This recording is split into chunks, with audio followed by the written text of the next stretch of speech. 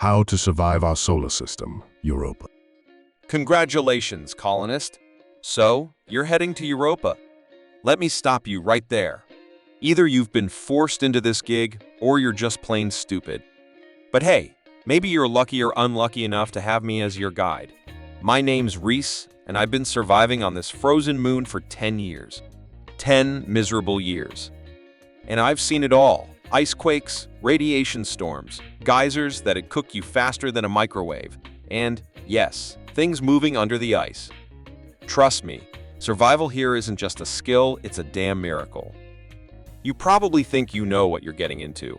Training sims, data briefs, the works. Let me tell you, none of it prepares you for the reality of living on a moon that's trying to kill you every second of the day. But if you stick with me, maybe, just maybe, you'll live long enough to regret it. Arrival. The ice hits you first. The first thing you notice when you step onto Europa is the cold. It's not like Earth's winter cold. It's a you'll lose your nose in 5 seconds kind of cold. Minus 160 degrees Celsius. Lovely, isn't it? The thermal gradient here is brutal.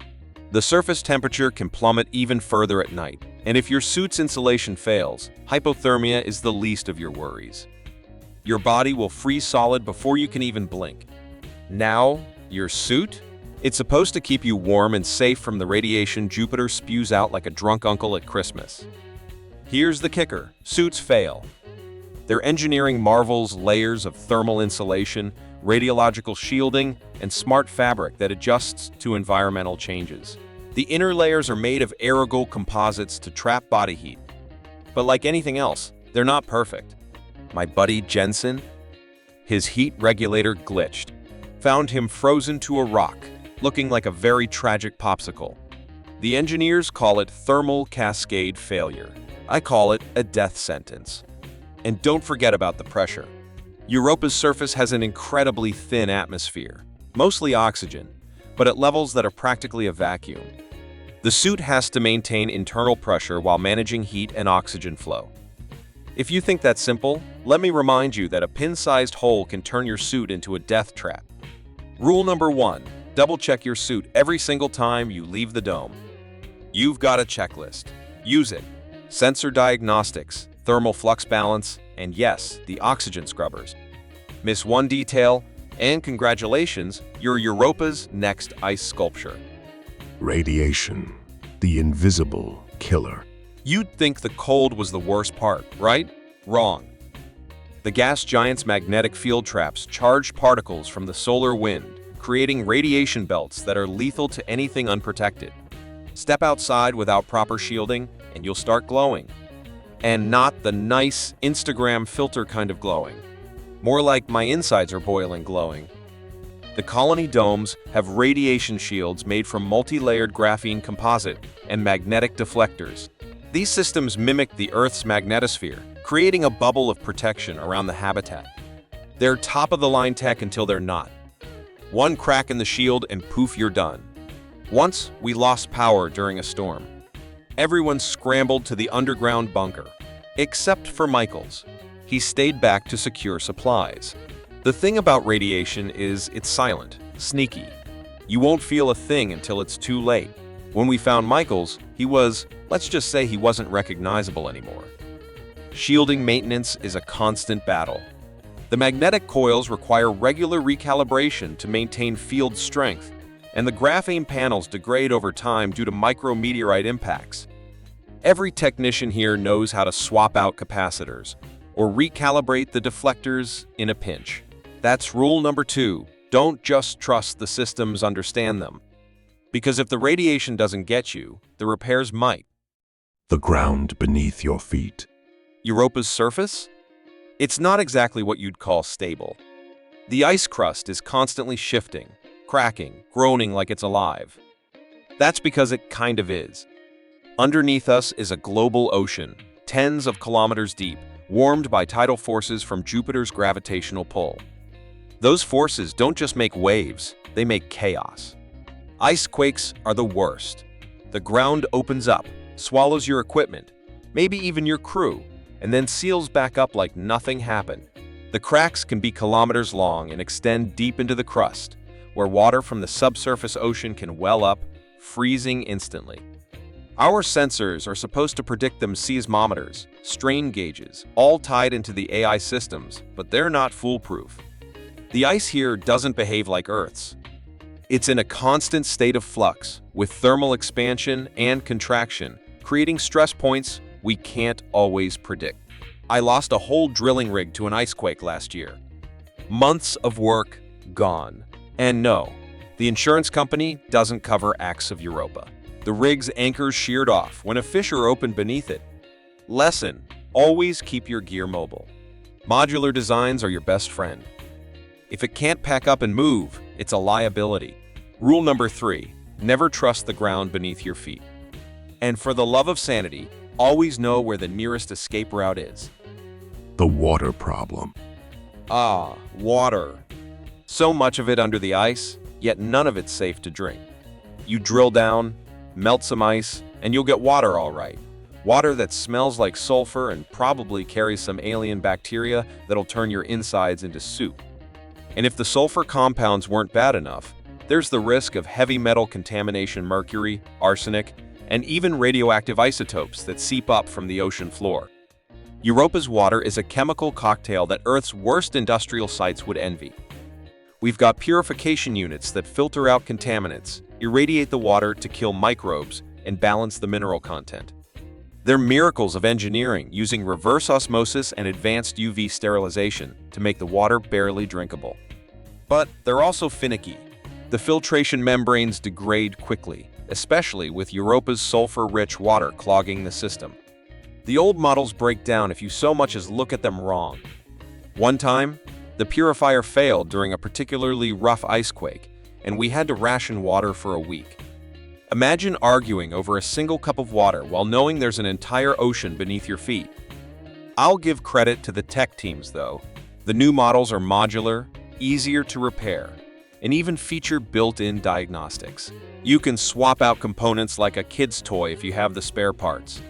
That's rule number 4. Learn to fix your purifier. Know your filtration systems inside and out. If you don't, Europa will dehydrate you long before it freezes you. The geysers. Nature's death traps. And then there are the geysers. Oh, the geysers. Europa's version of a surprise party, except the surprise is a jet of superheated water blasting you into space. They're unpredictable, violent, and everywhere. Think of them as Europa's way of saying, keep moving, or else.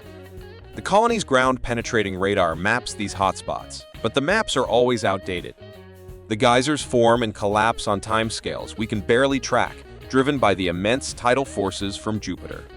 One minute you're safe, the next you're standing on a pressure valve about to blow. I had a close call with one during my first year. I was out repairing a solar array when the ground started rumbling. Next thing I know, there's a fountain of boiling water shooting up right where I'd been standing. I got lucky. If the heat doesn't kill you, the debris certainly will.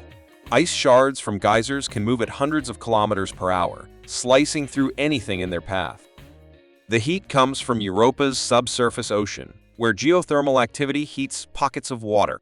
These pockets expand, and when the pressure builds enough, they explode through the surface ice. The expelled water freezes instantly, creating jagged spires of ice around the vent. Rule number 5, if the ground starts shaking, run. Fast. The things under the ice. Now, let's get to the fun part. What lives under the ice? Officially, there's no proof of life on Europa. Unofficially, let's just say I've seen things. Glowing tendrils under the ice, shadows moving where there shouldn't be any. One time, I swear I saw something knock on the underside of the ice sheet, like it knew we were up here. The scientific community would kill to find life here. That's why the drilling teams are so careful.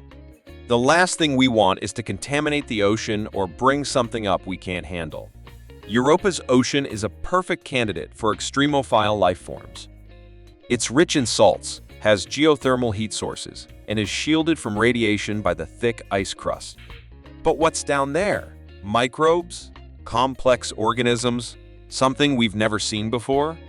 The unknown is both thrilling and terrifying. Curiosity is a hell of a drug. I had a rookie once who decided he'd drill a little deeper, see if he could make contact. The drill hit a pocket of liquid water, and for a moment, we thought he'd struck gold. Then the sensors went haywire, pressure spikes, strange chemical signatures. Before we could stop him, he lowered a probe. The camera feed showed something. A blur, a shadow, maybe a trick of the light. Then static. We never saw him again. Rule number 6, if you ever hear scratching or tapping, don't investigate. It's not worth it. Making it through. Surviving on Europa isn't just about avoiding death, it's about holding on to your sanity. The isolation gets to you. The endless white landscape, the constant hum of the colony systems, the knowledge that you're millions of kilometers from home. It wears you down. That's why we have routines, daily tasks, regular check-ins, and the occasional movie night. My personal favorite? Watching old Earth comedies. Nothing like laughing at a world that doesn't exist anymore to keep you grounded. But it's not just about keeping busy. You have to find meaning in the work, even if it's just staying alive for one more day. As for me, I've got my reasons for staying. Maybe I'll tell you someday. Or maybe you'll figure it out when you've been here long enough. Either way, you'll learn fast. Survival here isn't just about the body. It's about the mind. If you lose that, you're already dead. A final word. So, there you have it. Surviving Europa is about preparation, quick thinking, and a healthy dose of paranoia. It's not glamorous, it's not fun, but it's doable, barely. You'll learn to appreciate the small victories, fixing a malfunctioning heat exchanger, rationing water just enough to get through a tough week, or spotting Jupiter's great red spot from the observation deck. Those moments remind you that even in this icy hellscape, there's beauty and wonder if you're still alive to see it. And let's not forget the camaraderie. The people you work with here become your lifeline. When everything else feels alien and hostile, they're the ones who pull you through. You'll share jokes, stories, and fears, and sometimes even silence. On Europa, even silence is meaningful. And hey, if you don't make it, at least you'll have the honor of becoming part of Europa's icy history. Who knows? Maybe some alien archaeologist will dig you up in a million years and wonder why humans were dumb enough to come here. Maybe they'll even admire our stubbornness, our resilience, our drive to explore the unknown. So here's my last piece of advice. Don't just survive, live. Find those little sparks of joy and hang on to them like your life depends on it. Because out here, it just might. Reese leans back, smirking as he raises his mug.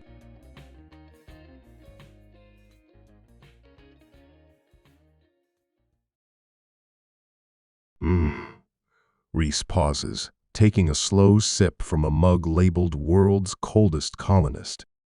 Good luck out there. You're gonna need it. And that's all I've got for you this time. If you've made it through this guide without running for the nearest escape pod, congratulations, you've got the makings of a real European colonist. Or you're just too stubborn to quit. Either way, you'll need all the luck you can get. Remember, survive the cold, dodge the geysers, don't trust the water, and for the love of everything, don't go looking for what's under the ice. Stick to the rules, and you just might make it long enough to laugh at the next poor fool who shows up here. Until then, stay alive out there, and I'll see you next time. If there is a next time. Reese stands, grabs his gear, and heads toward the airlock, muttering to himself with a chuckle. Next time, maybe they'll send someone smarter.